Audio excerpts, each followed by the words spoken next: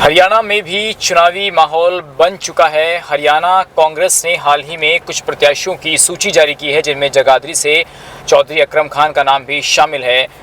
और क्या कुछ तैयारियां हैं कांग्रेस की सीट को लेकर के, क्योंकि आज नामांकन भी हुआ है। खुद पूर्व विधायक और पूर्व डिप्टी स्पीकर साहब हमारे साथ मौजूद हैं, अकरम खान साहब, उनसे बातचीत करेंगे। नामांकन हो चुका है, क्या तैयारियां हैं कांग्रेस की? सर पहले तो बहुत बहुत स्वागत आपका। जी थैंक यू, बहुत बहुत शुक्रिया आपका।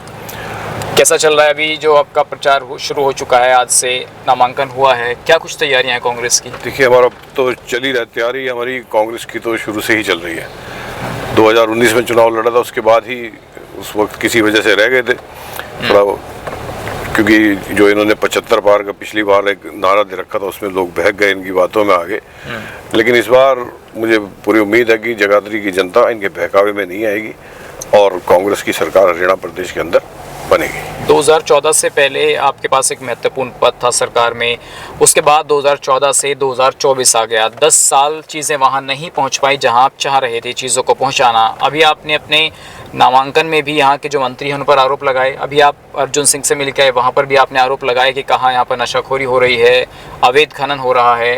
तो ये चीज़ें 10 साल में यदि हैं तो सरकार के खिलाफ लोग क्यों नहीं जा रहे और क्यों यहाँ के विधायक को नहीं बदल रहे? देखिए यार, नशा बहुत बढ़ गया है, बहुत बड़े पैमाने पे बढ़ गया है और इलीगल माइनिंग का भी यहाँ बोलबाला पूरा है नहीं यहाँ पर। यहाँ तक कि पंचायत की ज़मीनें और फॉरेस्ट की जो ज़मीनें हैं वो भी खोद डाली। इतनी इलीगल माइनिंग यहाँ पर हुई है। ओवरलोडिंग वाहन आपके सामने है, आप देख सकते हैं, अभी भी ओवरलोडेड वाहन चल रहे हैं। तो अगर सरकार की शय ना हो तो ये हो नहीं सकता। तो ये सब सरकार की शय पर हुआ है और लोकल पॉलिटिशियन इसमें शामिल है और जो लोकल हमारे मिनिस्टर हैं वो भी शामिल हैं। तो ये सारी चीज़ें लोगों के सामने हैं और लोग जानते हैं। अब एक गांव आएगा आगे देदड़, वहाँ पर कुछ उनकी जो कास्ट की ज़मीन थी, अच्छी ज़मीन है उनकी, वो भी माइनिंग के नंबरों में डाल दी थी। उन्होंने, गांव वालों ने भाग दौड़ करके उसको बचाया उन्होंने। लेकिन कहीं ना कहीं आप देखेंगे जनता में इस बात का बड़ा रोष है इलीगल माइनिंग को लेके। और माइनिंग में भी आप ये सिर्फ जो माइनिंग की जगह नहीं, जहाँ भी इनको मौका मिला वहीं इन्होंने खुदाई कर दी। पूरे इलाके को मतलब एक तरह से अगर देखा जाए तो बर्बाद करके रख दिया है। ठीक है, माइनिंग तरीके से हो, जायज़ हो, उससे कोई लोगों को रोजगार मिले, अच्छी बात है। लेकिन जो इन्होंने करा है 10 साल के दौरान, बहुत बड़े पैमाने पे इलीगल माइनिंग करी। और नशा, जैसे मैंने पहले कहा, नशा हमारे पूरे ज़िले के अंदर आज जो युवा है नशे के अंदर डूब चुका है। और अगर सरकार इस पे भी सख्त होती तो शायद ये भी ना बनता। आपने अभी अपने भाषण में भी कहा कि जब युवाओं को रोजगार देने की बात आती है तो उन्हें रॉयल्टी पर बिठा दिया जाता है। तो क्या इस क्षेत्र के वो युवा जो मंत्री जी को वोट दे रहे हैं वो इन चीज़ों में इंडल्ज खुद हो रहे हैं या जानबूझकर रोजगार नहीं है तो खनन की तरफ धकेले जा रहे हैं? देखिए, खनन से एक ये तो कारोबार आप कह लीजिए, कारोबार। और जो रोजगार का अगर आप कहें तो रोजगार तो कोई सरकारी कोई उनको नौकरी मिले, कोई अच्छे उसमें नौकरी मिले, कहीं आईटी उसमें काम करें, वो तो उसको हम रोजगार माने। अब ये शिक्षा मंत्री थे, बाद में स्कूली शिक्षा मंत्री हो गए। अब शिक्षा मंत्री रहते हैं, बताइए क्या ये कॉलेज अपने इलाके में या अपने ज़िले में, या एक चाहते तो हम यूनिवर्सिटी थे कि यूनिवर्सिटी बनाए, यूनिवर्सिटी तो छोड़िए, कॉलेज इनमें तो मास्टरी पूरी नहीं है स्कूलों में। तो ये हालात है। स्कूल यहाँ हमारे यहाँ हॉस्पिटल है, उन्होंने डॉक्टर्स नहीं हैं। तो पूरे 10 साल इन्होंने इस काम की तरफ, डेवलपमेंट की तरफ, स्कूल की शिक्षा, हेल्थ की तरफ, इस तरफ ध्यान ही नहीं दिया। ये सिर्फ अपने कारोबार में ही बिजी रहे। देखिए, जब हमने 2014 में उनका इंटरव्यू किया था, उस टाइम आप डिप्टी स्पीकर थे, तो उस टाइम उन्होंने ये तमाम आरोप जो आज आप उन पर लगा रहे हैं, ये आरोप उन्होंने आप पर लगाए थे। कहा कि सरकार चले हुड्डा साहब की, बड़ा पद है यहाँ पर जगाधरी में, कोई बड़ा काम दिखा दीजिए अकरम खान ने किया हो। मेरे बहुत काम करे हुए यहाँ इस इलाके में। इस रोड से आप चल रहे हैं, अगर आप 2009 में इसको देखते आगे, इस पे चलना तो दूर की बात, इस पे साइकिल भी नहीं चलती थी। ये हालात थे इस रोड के, बीकेडी रोड इसको बोलते हैं। और इसके अलावा ये अब ये हाईवे जो बने हैं, ये है तो कांग्रेस के वक्त ज़माने की सब हाईवे जो इन्होंने, कई सड़कें हैं, कई यहाँ पुल हैं जिनके फीते इन्होंने काटे हैं। ये खिजराबाद में हमारे तहसील, सब तहसील ब्लॉक, ये भी हमारे वक्त में पिछली 2014 वाली सरकार में हुआ था वो। लेकिन वो होते होते यहाँ का जो बस स्टैंड है, ये ऐसे कई काम है छोटे मोटे, अगर मैं गिनूँ सब हमारी वक्त की मंजूर है। खिजराबाद हॉस्पिटल का अपग्रेडेशन है, वो भी हमने शुरू करा था। तो ये सारे काम हमारे ही करे हैं।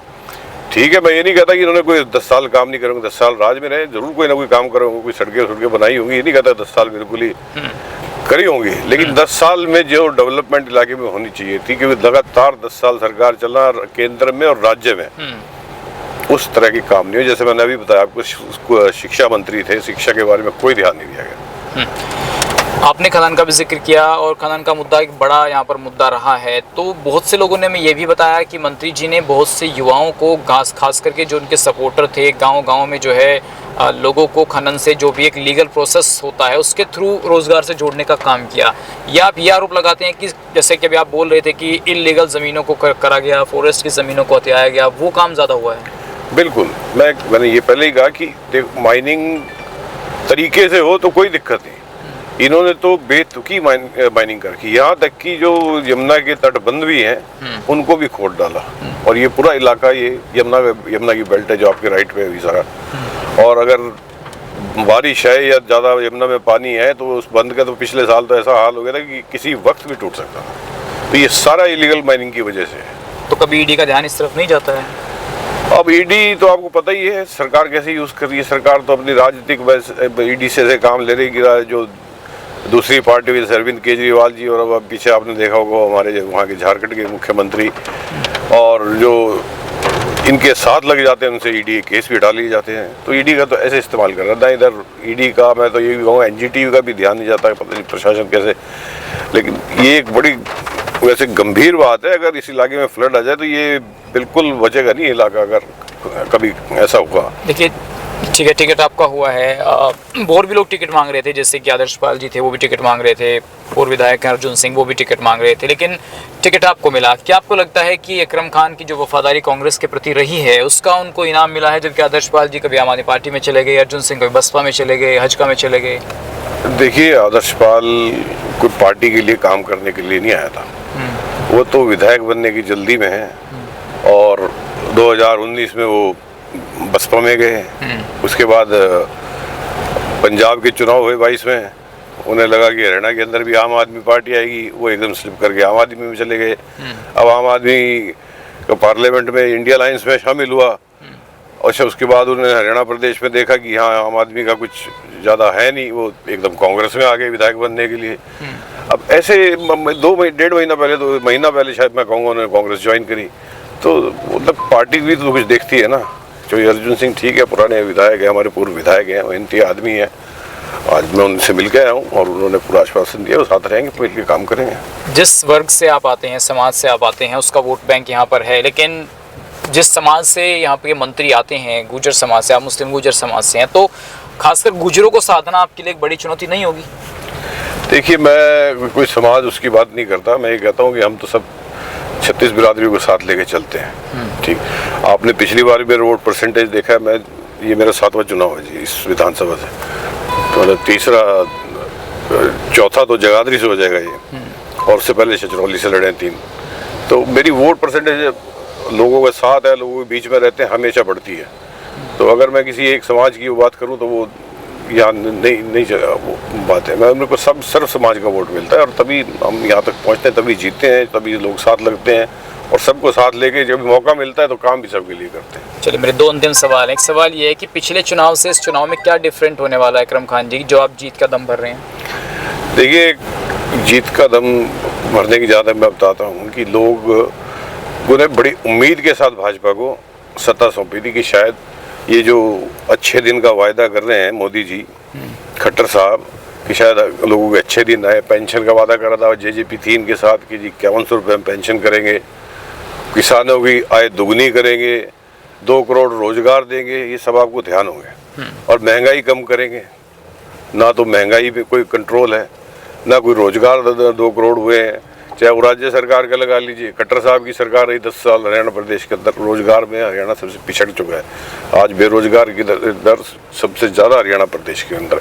नशा फैल गया है, लोगों के काम नहीं हुए हैं, पोर्टल और ये फैमिली आईडी, प्रॉपर्टी आईडी, ऐसे चक्रों में फंसा दिया कि लोगों के कागज़ ही पूरे नहीं होते। और किसानों के साथ तो जो बीती है वो आपके सामने है। किसान 750 किसान हमारे शहीद भी हुए हैं। एमएसपी का वायदा भी फिर करा गया, जब उनसे 3 कृषि कानून वापस लिए, एमएसपी देंगे, और उसके बावजूद भी अब तक कोई एमएसपी की सरकार ने कोई कानून उस पर नहीं लाए।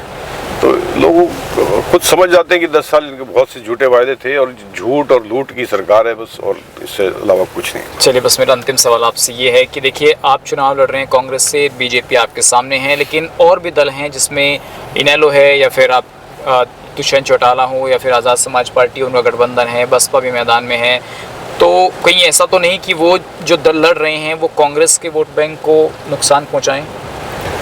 देखिए, सब दल, चुनाव है, सभी दल लड़ेंगे, अपने उम्मीदवार देंगे, और अच्छी बात है सभी दलों ने अपने उम्मीदवार उतारे हैं। लेकिन मैं ये कहता हूँ कि कांग्रेस का इस बार बहुत अच्छा मार्जिन इस जगाधरी विधानसभा में रहेगा, और यहाँ तो रहेगा ही रहेगा। इसके अलावा पूरे हरियाणा प्रदेश के अंदर थम्पिंग मेजॉरिटी के साथ कांग्रेस की सरकार बनने जा रही है। चलिए, बहुत धन्यवाद अकरम खान जी हमसे बातचीत करने के लिए। तो ये थे धन्यवाद। अकरम खान जी, कांग्रेस के प्रत्याशी, जिन्होंने तमाम मुद्दों पर खुलकर अपनी बात रखी। फिलहाल इतना ही।